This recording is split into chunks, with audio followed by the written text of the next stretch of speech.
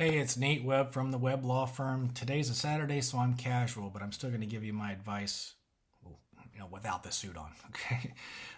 So one of the things that I'm always asked is, what do I do if I get stopped for a DUI? Now, I've kind of gone through this in another video, but I want to touch on one major topic. Okay, and that is, after you've been stopped, just to give your information, to be nice, to be quiet, don't say anything, don't answer any questions. If you ask you to step out, you do so.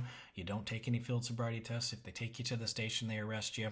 You're going to ask to speak to a public defender, and then you're going to likely submit to a breath test, okay? But here's the one piece of information that I want you to know about.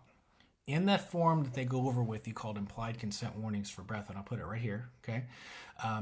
It says in there you have a right to independent testing of your own choosing. Okay, so that means that you can go and to a hospital and have your blood drawn, and so that you can have something, or your defense attorney can have something to compare to that breath test. All right, and so it's very, very critical that you do request that. All right, very, very few times have I ever seen this done, but it says it right there. Okay, and the reason for that is so that you do have that evidence. All right, so most situations are you're taken to a station, you're asked to take a breath test, whether you refuse or not, okay, you still have a right to an independent blood draw, okay? So if you refused it, they may get a warrant and go get your blood anyway, all right? So if they do that, then say, okay, well, I want my own as well, okay? I'd like to have my own independent one. So they're going to take 2 vials if they take blood, all right? So whether you voluntarily submitted to a blood draw, or they took you in because they had a warrant signed by a judge, or there was exigent circumstances there was an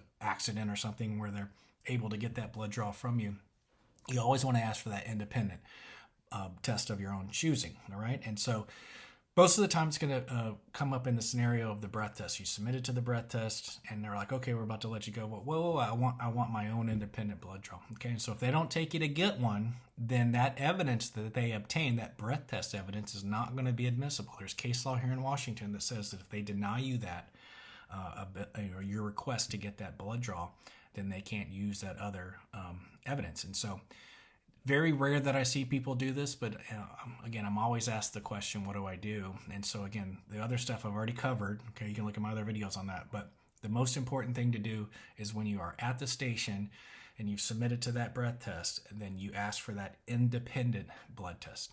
If you or someone you know has been arrested for DUI, give me a call. I've been doing this for over 21 years here in Washington State, and we'll help you through it. I've successfully defended thousands of people in this type of case, and so I know what I'm doing. So go ahead and reach out. All right, take care.